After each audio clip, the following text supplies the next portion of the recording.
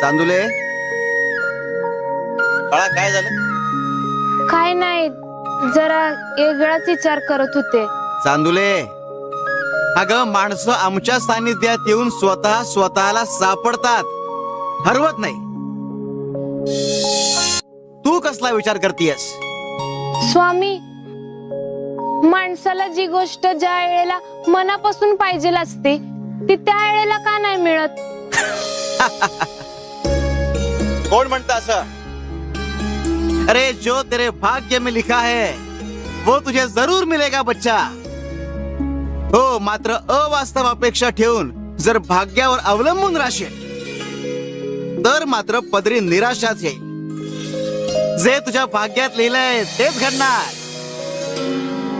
आणखीन एक, बाळा, आत्म्यासारखा सुंदर मार्गदर्शक कोणीच नसतो, हे ध्यानात ठेव.